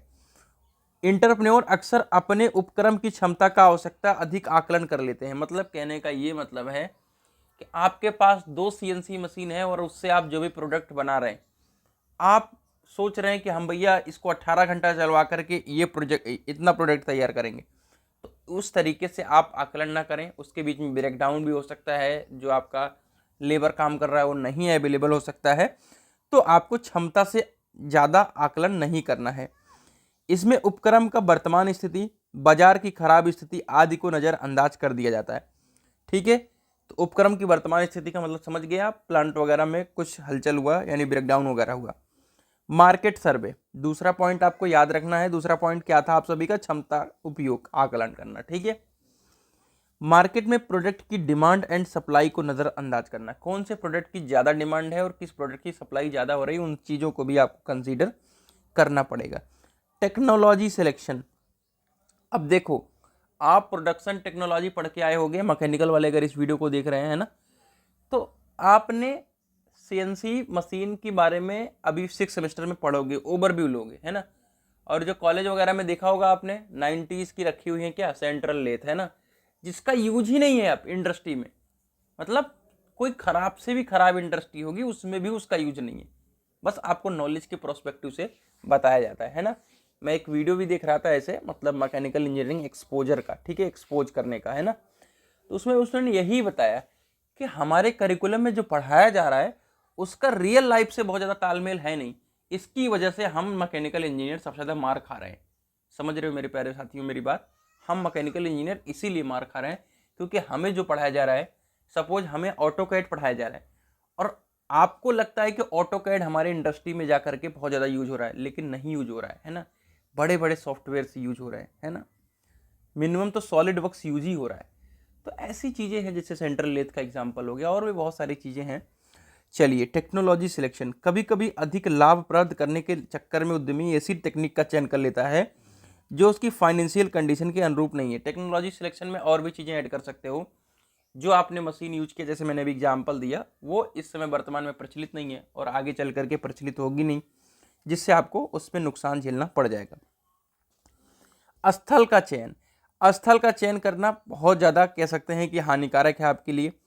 अब ऐसे जगह पे आप कर रहे हो जहाँ पे आपको प्रोत्साहन सरकार के द्वारा क्या मिलता है, सब्सिडी जिसे कहते हैं, ठीक है, छूट मिलती है, सब्सिडी, प्रोत्साहन, ठीक है, यानी इंसेंटिव दे रहा है, और सारी सुविधाएं हैं, उसको क्या कर दिया आपने, नज़रअंदाज कर दिया। स्थल का चयन करने में एक चीज़ वो भी होता है कि ट्रांसपोर्टेशन कैसा है आपका, ठीक है, वहाँ पे पानी बिजली की सप्लाई कैसी है, बिजली का कटना पिटना कितना है, तो ये भी स्थल के चयन के अंदर कंसीडर हो जाएगा। अगला है ऑनरशिप के प्रकार का चयन, ठीक है। बहुत से प्लांट जो हैं केवल इस कारण से फेल हो जाते हैं क्योंकि उनके ऑनरशिप का प्रकार उचित नहीं होता, ठीक है। तो ऑनरशिप का जो चयन होना चाहिए वो भी बिल्कुल करेक्ट होना चाहिए। आइए, अगला हमारा चैप्टर शुरू होता है मार्केट सर्वे। तो चलिए फटाफट से हम तीसरे चैप्टर के ऊपर मूव कर लेते हैं। तीसरा चैप्टर है हमारा market survey and opportunity identification, ठीक है। इसमें हमारा पहला टॉपिक आता है स्कैनिंग ऑफ बिजनेस इन्वायरमेंट, ठीक है। थोड़ा बहुत ओवरव्यू ले लेते हैं, ज़्यादा इंपॉर्टेंट नहीं समझता मैं, ठीक है। हमारे देश में तीव्र आर्थिक विकास के चलते देश के नागरिकों की उद्यमिता संभावनाओं की रक्षा करना कठिन कार्य है। कहने का क्या मतलब है कि अब इंडस्ट्रियलाइजेशन जो है बहुत तेज़ी से हो रहा है। आपको पता है कि मतलब हर एक कोई बिजनेस के रूप में उतर चुका है कहीं ना कहीं पर। तो उस चीज़ की रक्षा करना, स्कैन करने का मतलब क्या है, किसी चीज़ को स्कैनिंग करना, उसके बारे में डेटा निकालना, ठीक है। तो उस चीज़ की रक्षा करना क्या है, कठिन कार्य। सोशल तरीके से, ठीक है, सोशल प्रक्रिया, लोगों का जो है ट्रेनिंग, प्रशिक्षण तथा विकास, बिजनेस इन्वायरमेंट उद्यमिता के विकास में मुख्य प्रभावकारी कारक है। कहने का मतलब यह है कि जैसे अभी गोरखपुर ट्रेनिंग करने कोई गया होगा तो स्किल इंडिया, ठीक है, स्किल इंडिया क्या कर रही है, आपके ट्रेनिंग को करवा रही है। जो गोरखपुर में भर भर के ट्रेनिंग करवाया जा रहा है वो स्किल इंडिया उसको स्पॉन्सर कर रही है, ठीक है, उसका खर्चा दे रही है लोगों को। तो इसी तरीके से सोशल स्तर पे हम बहुत सारे लोगों का क्या कर रहे हैं, ट्रेनिंग करवा रहे हैं, ठीक है। और बहुत सारे लोगों को क्या कर रहे हैं हम कि थोड़ा बहुत विकास के लिए योगदान भी कर रहे हैं। हमारे देश में सन 1991 में प्राइवेटाइजेशन की प्रक्रिया शुरू हो गई, जिससे एंटरप्रेन्योर मतलब उद्यमिता की विकास के लिए बेहतर व्यापारिक परिवेश बनाने में मदद मिली। 1991 में क्या हुआ कि प्राइवेटाइजेशन की प्रक्रिया शुरू हो गई। जिससे पहले क्या होता था, BHEL कंपनी आपने सुना होगा, जिसके लिए आज हम लोग गेट की तैयारी करेंगे और उसके बाद फिर आपका इंटरव्यू राउंड होगा, फिर मतलब पहले तो GD होगा, फिर इंटरव्यू राउंड होगा, फिर जाके सिलेक्शन होता है। यानी उसमें आपको गवर्नमेंट की तरह ही सारी सुविधा मिलती है, गवर्नमेंट से बेहतर। यानी आपको जो पेंशन की सुविधा कहते हो वो मिलता है, आपको रहने की सुविधा मिलती है, सैलरी मिल ही रही है, गाड़ी का खर्चा मिलता है, ठीक है। तो ओवरऑल चीज़ें मिलती है। अब क्या हो गया कि प्राइवेटाइजेशन की प्रक्रिया शुरू हो गई। तो इससे क्या हुआ कि सभी लोग अपना जो भी बिजनेस है उसको खोलने की कोशिश कर रहे हैं। अब सबके बस की बात तो है नहीं, क्योंकि BHEL में तो भाई गवर्नमेंट का योगदान है। लेकिन अब जब से प्राइवेटाइजेशन की प्रक्रिया शुरू हुई तब से हर एक कोई अपने बिजनेस को बढ़ावा देने की कोशिश कर रहा है। चलिए, बहुत से क्षेत्रों जैसे दूरसंचार, बैंकिंग, तेल, जैसे कि यहाँ पे आपका HPCL, ONGC की बात किया जा रहा है, दूर संचार में BSNL की बात किया जा रहा है, एवं प्राकृतिक गैस कंपनियां हैं, ठीक है, कोयले की कंपनियां हैं, स्टील की कंपनियां हैं, टाटा स्टील अब निजी कंपनियों के लिए खोल दिया गया है, ठीक है। तो ये सब प्रोसेस क्या हो गया बैंकिंग वगैरह में, मतलब जैसे HDFC वगैरह की बात किया जाए, विदेशों से व्यापार तथा पूंजी का इन्वेस्टमेंट बढ़ा दिया गया है। यानी जो विदेशों से हम आपका इंटरेक्शन नहीं हुआ करता था, अब तो और ज़्यादा इंटरेक्शन हो चुका है। और फिर पूंजी ऑब्वियस सी बात है गवर्नमेंट से ले रही है, विदेशों से फंडिंग हो रही है इस चीज़ों की, ठीक है। विदेशों से फंडिंग का तो बहुत ऑप्शन है, ठीक है। व्यापारिक परिवेश की जांच करने के लिए अंतर्गत हम मुख्यतः उन कार्यकारी परिस्थितियों की जांच करते हैं जिनमें कोई व्यापार कार्य करता है। हम जो भी बिजनेस का इन्वायरमेंट है उसमें हम चेक कर रहे हैं, तो उस क्या क्या चेक करेंगे, हम लोग चेक करेंगे कि कुछ ऐसे टॉपिक, जैसे यहाँ पे पॉलिटिकल एनवायरनमेंट है, वहाँ का राजनीतिक परिवेश कैसा है। तो इस तरीके से हम 6 प्रमुख भागों में हम उस व्यापारिक परिवेश को जांचेंगे, ठीक है। आइए हम पॉलिटिकल एनवायरनमेंट को समझते हैं। किसी व्यापार के फलने फूलने के लिए उचित राजनीतिक परिवेश का होना आवश्यक है, और देश और प्रदेश का राजनीतिक नेतृत्व ऐसा होना चाहिए जो उद्यमिता को बढ़ावा दे। ऑब्वियस सी बात है, इन सब चीज़ों से आप बहुत परिचित हैं, चाहे वो अडानी हो, ठीक है, चाहे वो आपकी रिलायंस कंपनी हो, चाहे वो टाटा स्टील हो, टाटा, ठीक है। तो सबके ऊपर गवर्नमेंट और पॉलिटिकल चीज़ें का कह सकते हैं कि रहता है सिस्टम, जिसकी वजह से उन्हें एंटरप्रेन्योरशिप में बहुत ज़्यादा मदद मिलती है। इकोनॉमिक, व्यापार के लिए आर्थिक प्रवेश। आर्थिक प्रवेश का मतलब क्या है कि आपको पैसा मिले जिससे आप क्या करें, व्यापार को बढ़ावा मिले। अभी हाल ही में कोई एक सिस्टम चल रहा था जिसमें 5 लाख रुपए तक का क्या नाम है सिस्टम मिल रहा था, जिससे आप पैसा लेकर के अपने आगे की चीज़ों को बढ़ा सकते हो। तो यहाँ पे व्यापार को बढ़ावा मिले जिससे आसानी से क्या हो, ऋण प्राप्त हो और सब्सिडी भी आप सभी को प्रोवाइड हो। सामाजिक, व्यापार की वृद्धि में समाज का महत्वपूर्ण रोल है। वहीं रहने वाले उपभोक्ता यानी कंज्यूमर का रहन सहन कैसा है, खर्च करने की शक्ति कैसी है। यानी आप अगर डेवलप हो गए, जैसे लोग आज के समय में डेवलप होते जा रहे हैं, तो 4 व्हीलर खरीदने की सब कोई चाह रहा है, तो 4 व्हीलर कंपनियां आपकी जो हैं वो डेवलप करेंगी। और चाहे वो विदेशी हो चाहे देसी, है ना, यानी अपने इंडिया की कंपनी हो चाहे विदेश की कंपनी हो, अगर आप कुछ खरीद रहे हैं तो डेफिनेटली गवर्नमेंट को टैक्स जा रहा है, तो हम आप डेवलप हो रहे हैं, है ना। विदेश की चीज़ों को अपने पास रखना यानी टैक्स लेना उनसे, ऑब्वियस सी बात है कि हम डेवलप करेंगे। टेक्निकल की बात करें, तकनीकी आकलन में हम व्यापार में प्रतिस्पर्धा यानी कंपटीशन तथा जोखिम का आकलन करते हैं। अगर हम टेक्निकल पोजीशन की बात करें तो हम देखते हैं कि हमारा जो व्यापार है उसकी इफ़िशियंसी कितनी है, उसकी प्रोडक्टिविटी कितनी है, इन सब का आकलन हम टेक्निकल के अंदर करते हैं। लीगल, कानूनी में क्या है, व्यापार में लागू होने वाले नियम कानून व्यापारिक गतिविधियों पर प्रभाव डालते हैं। कोई किराना स्टोर भी खोलता है तो उसका एक लाइसेंस होता है, ठीक है, तो उन सब चीज़ों को भी आपको देखना है। कल्चर, ऐसा नहीं है कि आपका कल्चर कुछ और है और आप कुछ और बेच रहे हैं, है ना। तो व्यापार की संरचना तथा मूल्यों का भी व्यापार की सफलता में बहुत योगदान है, कल्चर का बहुत ज़्यादा योगदान है। चौथा नंबर चैप्टर है हमारा इंट्रोडक्शन टू मैनेजमेंट, ठीक है। इंट्रोडक्शन टू मैनेजमेंट बहुत ही कह सकते हैं कि इम्पॉर्टेंट है। एक दो लोगों का मैं बता देता हूँ, चाहे FW टेलर हो चाहे जेम्स आपके लुंडी जी हैं, ठीक है। इनके अनुसार, ठीक है, मैनेजमेंट क्या है, ये 2 डेफिनेशन आपको लिखना है, इनके नाम के सहित लिखना है, ठीक है। टेलर के, जेम्स के, सबके नाम्स के अकॉर्डिंग लिखना है।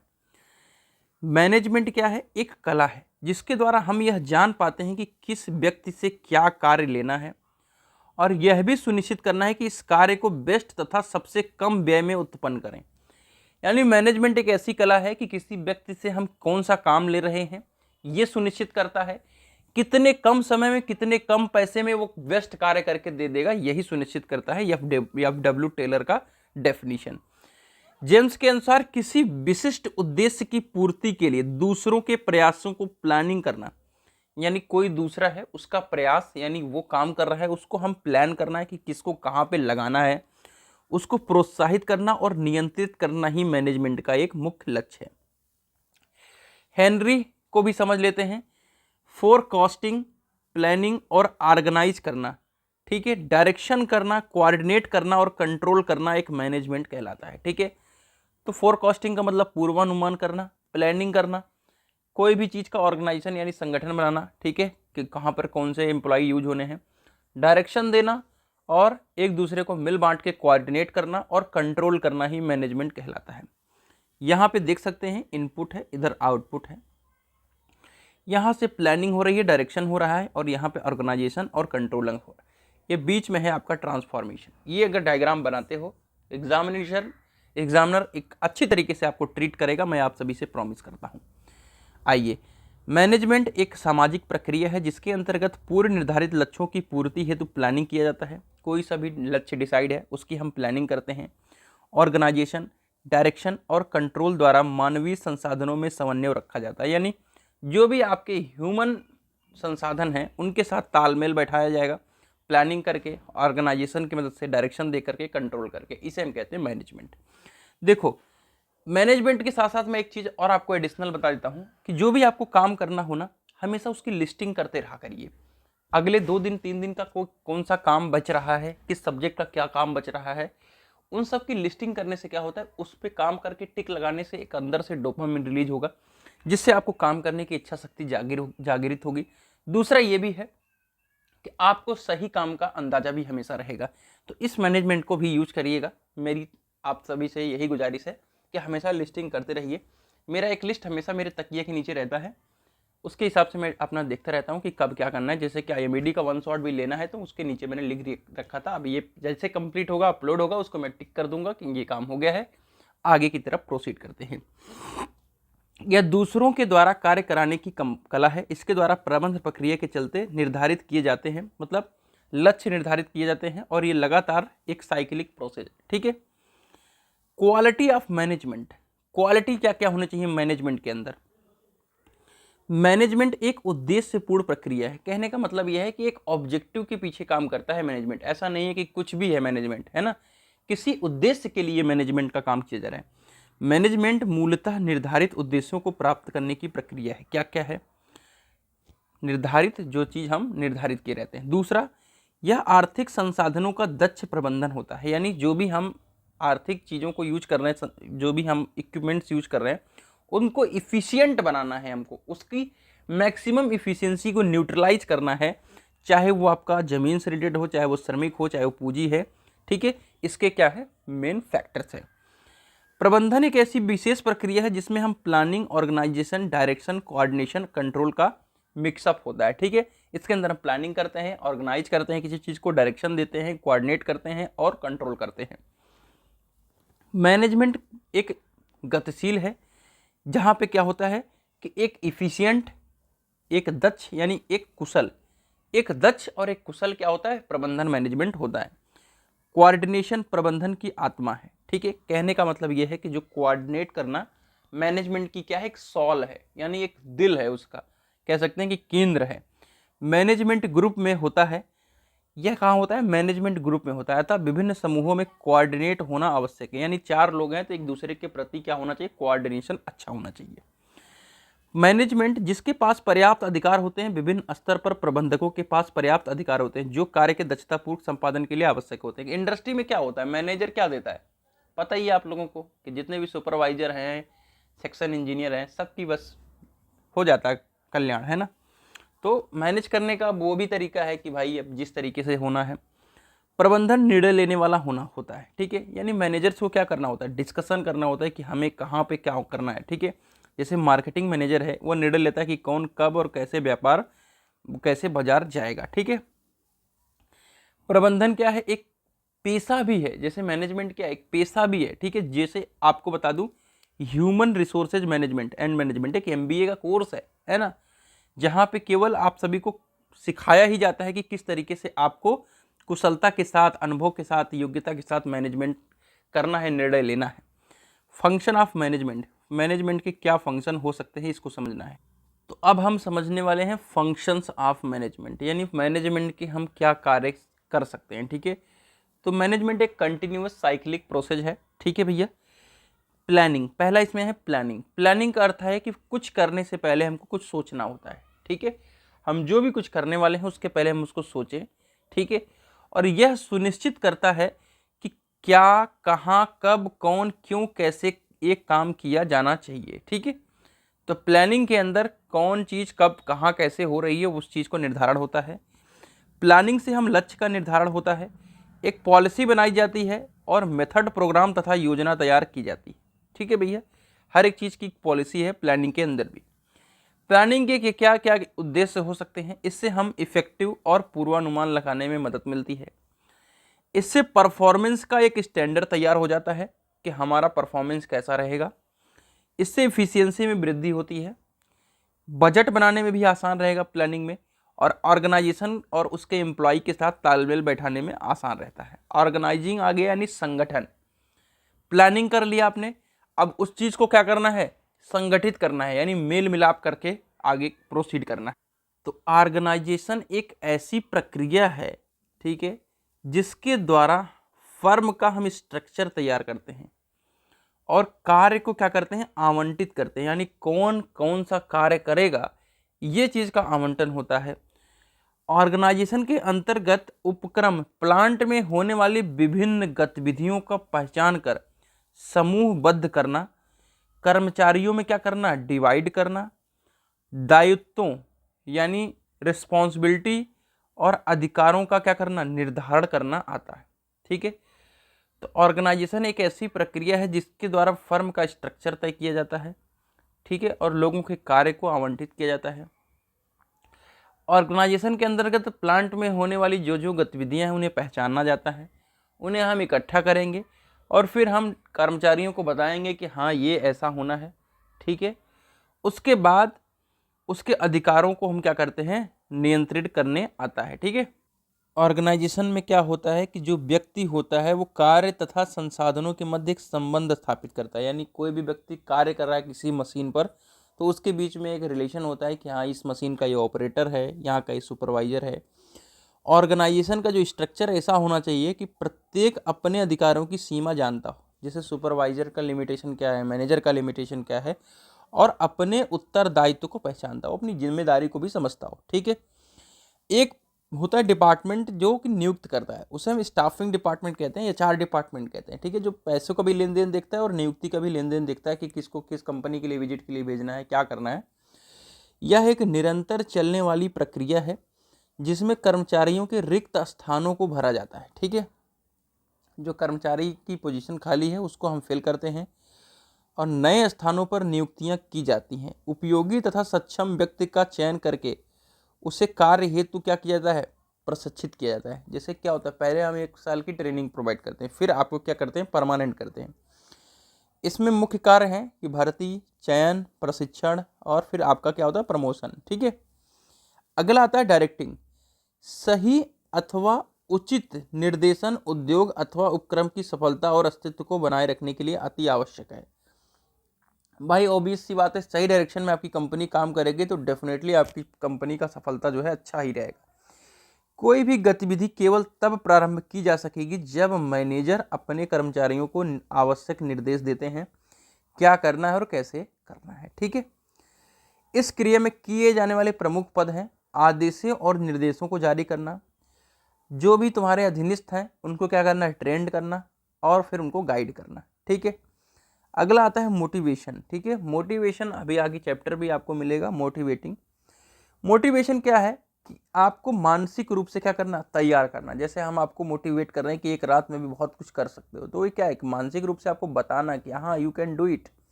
ठीक है, ऐसे व्यक्ति जिसमें अपना कार्य प्रभावी ढंग से करने की इच्छा शक्ति हो और व्यापार के सामूहिक उद्देश्यों को प्राप्त करने के लिए सहयोग करते हों, उस व्यक्ति के लिए प्रोत्साहन का कार्य करते हैं। ठीक है, तो ऑर्गेनाइजेशन में प्रोत्साहन भी अच्छा है।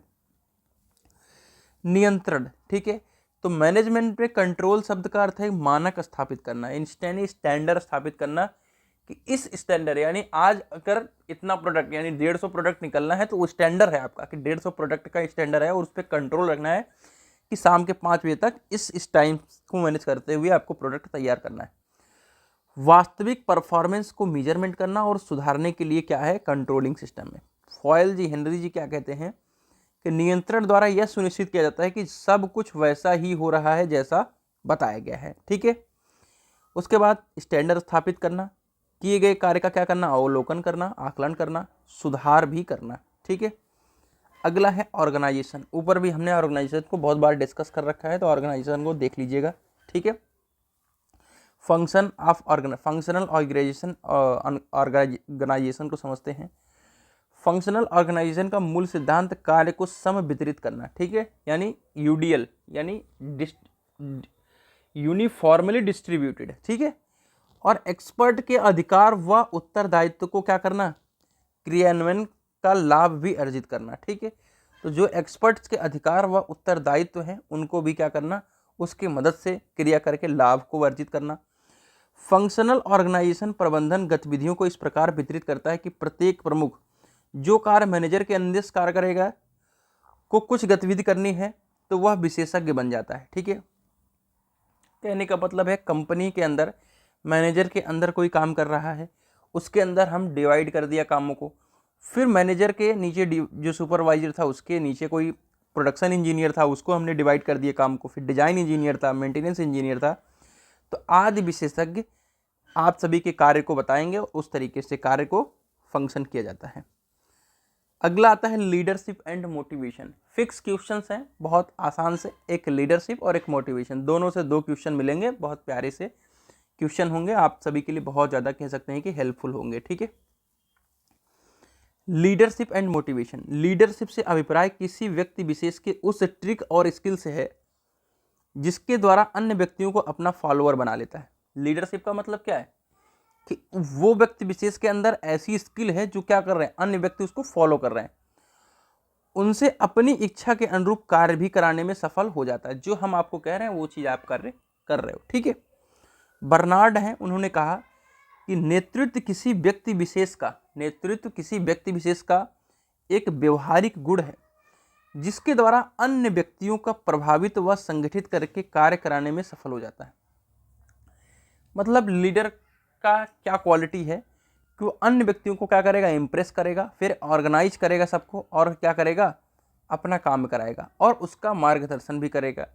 तो किसके अंदर ये होता है, किसी एक व्यक्ति विशेष के अंदर ये गुण होता है। डोनेल जी क्या कहते हैं, किसी विशिष्ट परिस्थिति या उचित अवसर पर कोई भी ऐसी अवसर मिले, जैसे सपोज इंडियन टीम में शुभमन गिल आउट, मतलब हो गए, तबीयत खराब, जो भी होना था उन्हें, है ना, तो आपको अगर मौका मिला पर कंपनी के अभिष्ट उद्देश्यों को प्राप्त कराने के लिए व्यक्तियों में प्रेरणा व उत्सुकता जागृत कर उनके समूह को प्रभावित करने की प्रक्रिया को ही लीडरशिप कहा जाता है। और आपको मौका मिला और आपने बहुत ही ज़्यादा इंप्रेस किया, ठीक है, लोगों को प्रेरणा दी, उत्सुकता दी, और अपने काम को भी अच्छी तरीके से, इफिशिएंट तरीके से करा, ठीक है, तो उसे क्या कहता है, लीडरशिप का गुण कहा जाता है। Need of leadership. भाई लीडरशिप की जरूरत ही क्यों है?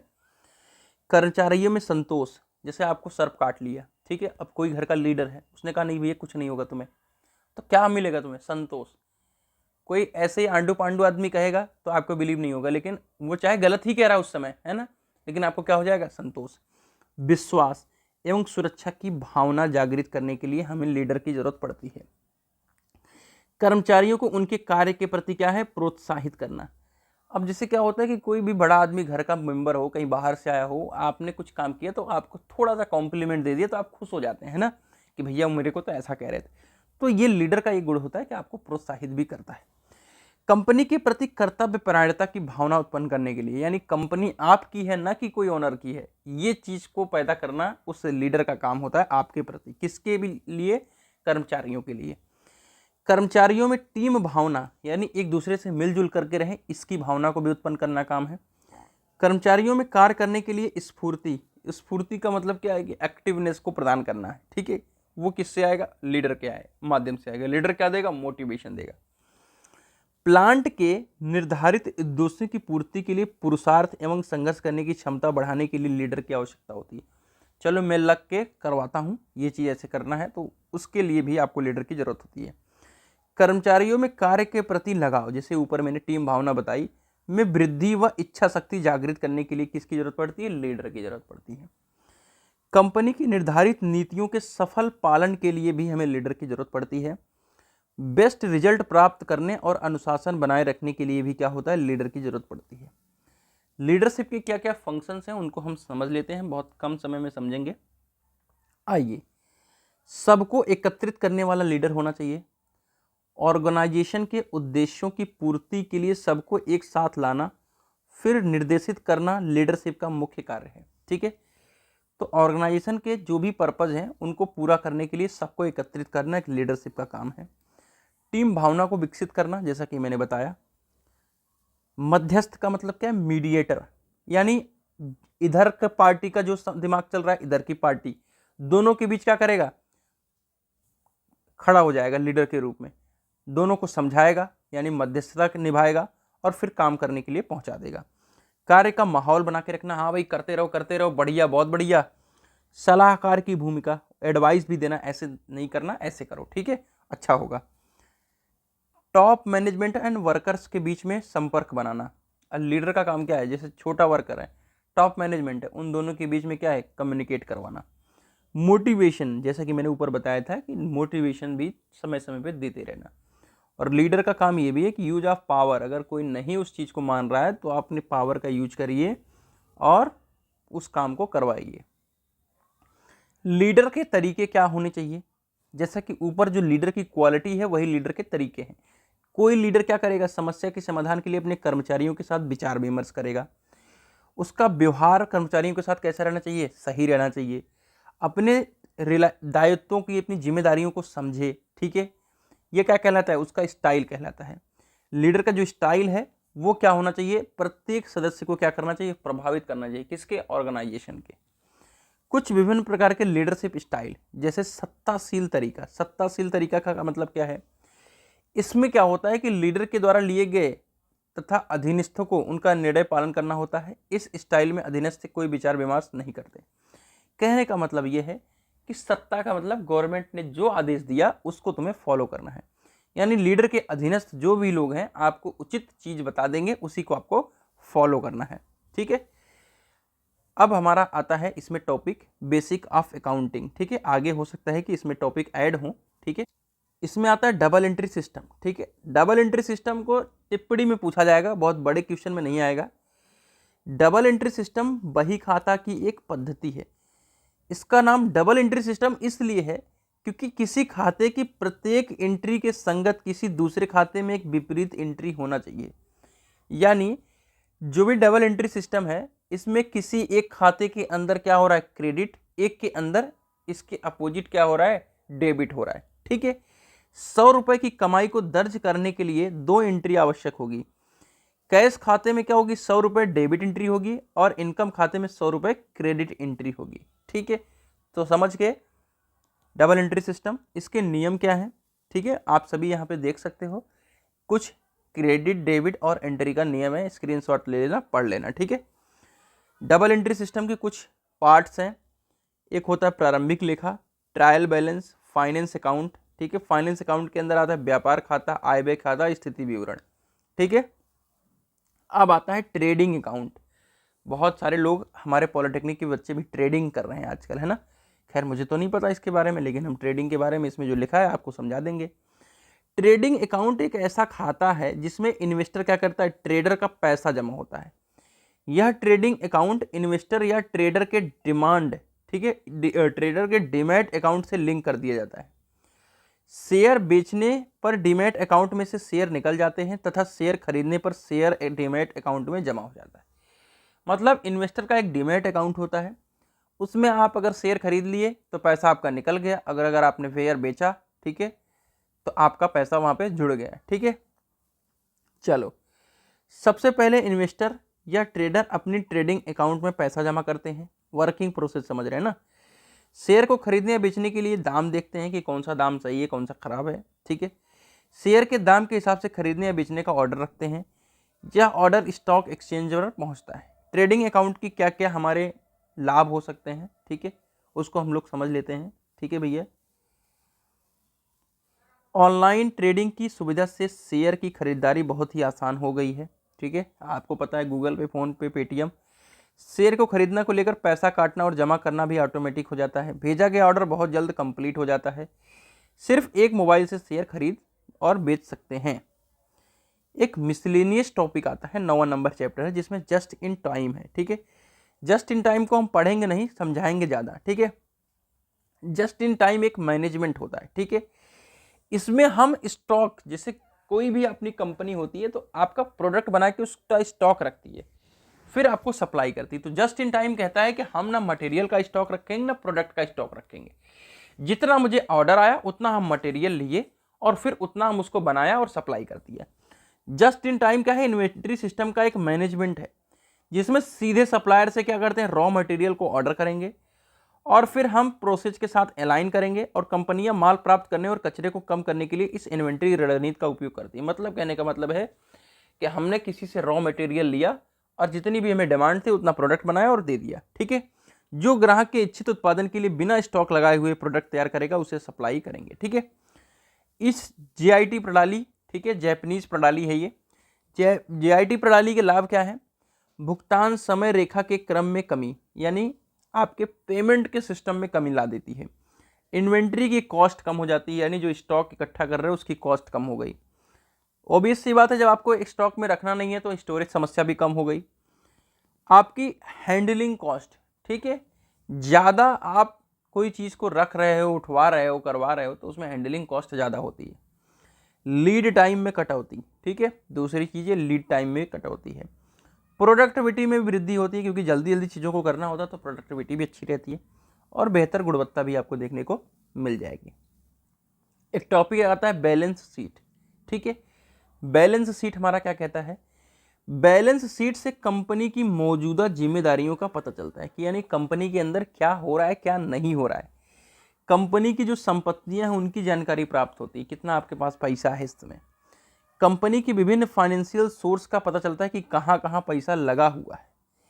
बैलेंस शीट के आधार पर बैंक तथा अन्य फाइनेंशियल ऑर्गेनाइजेशन लोन प्राप्त करती हैं कि आपका कैसा बिजनेस चल रहा है, उसके हिसाब से आपको लोन हम देंगे।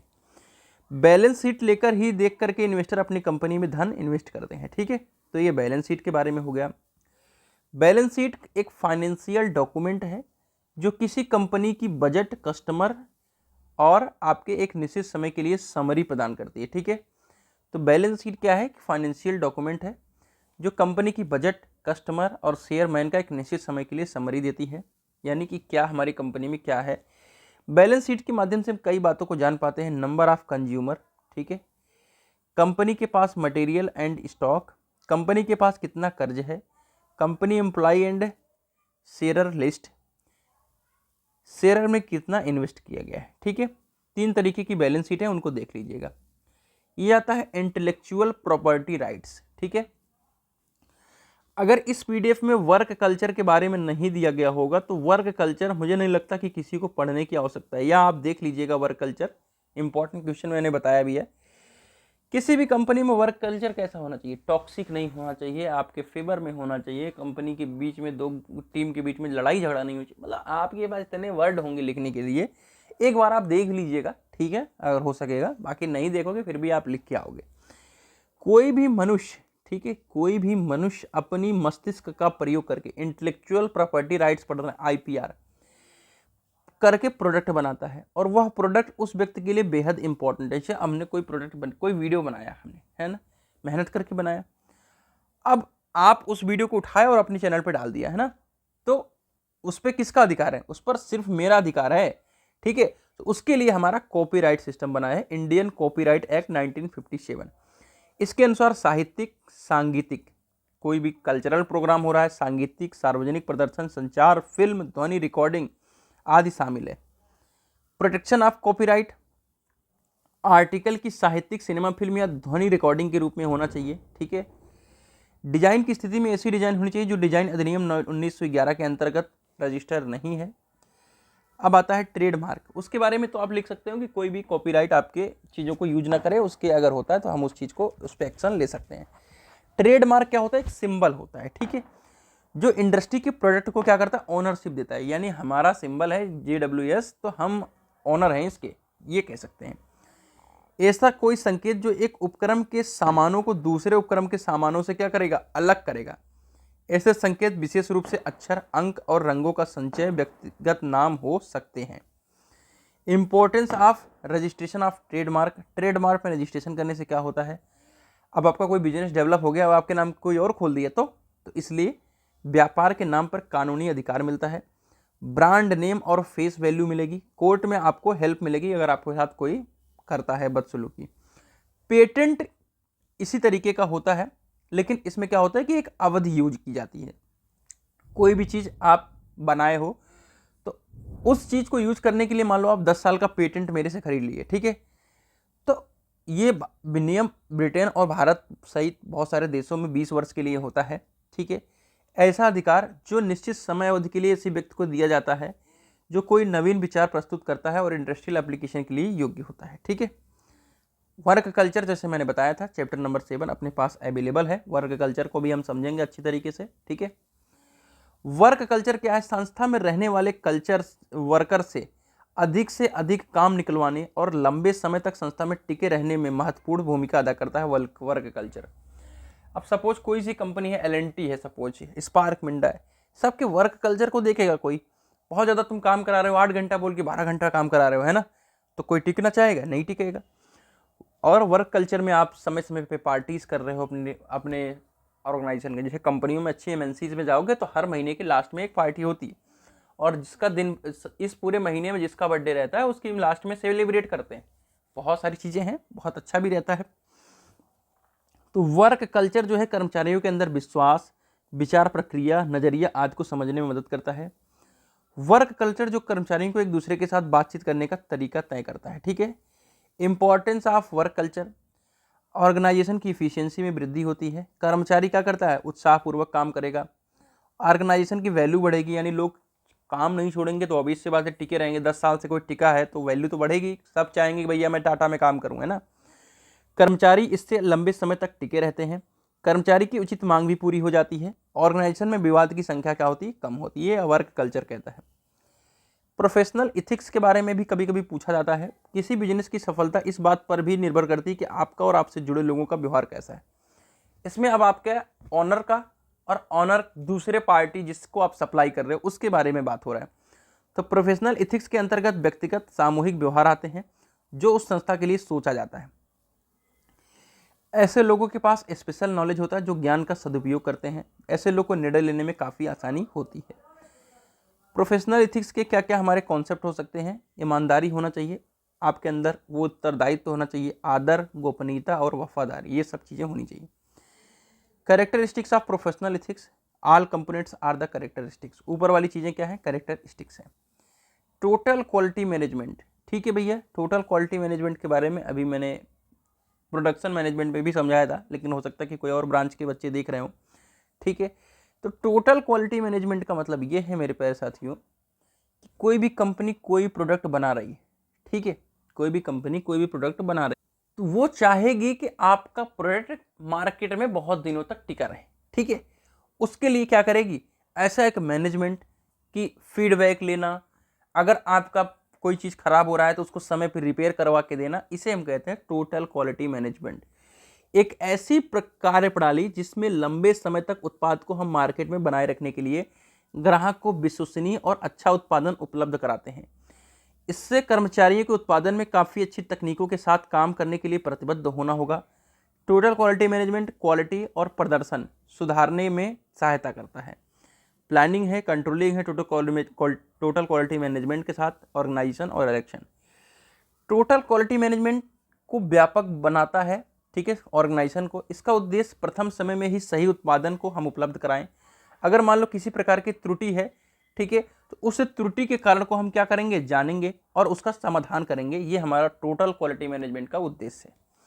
कार्य समझो, निरंतर गुणवत्ता में सुधार, ग्राहक की संतुष्टि, सभी कर्मचारियों की भागीदारी, उत्पाद के प्रति क्या करना है? हमको पॉजिटिव सोच रखना है, ठीक है भैया। तो ये 36/36 का पूरा IMED सब्जेक्ट खत्म हुआ मेरी तरीके से, और मुझे लगता है कि बहुत कम समय में मैंने रिवीजन करा दिए हैं आप लोगों के लिए, और मुझे आशा है कि आप लोग को वीडियो पसंद भी आएगी। तो मिलते हैं एक नई वीडियो के साथ, तब तक के लिए bye bye, tata, take care, love you all.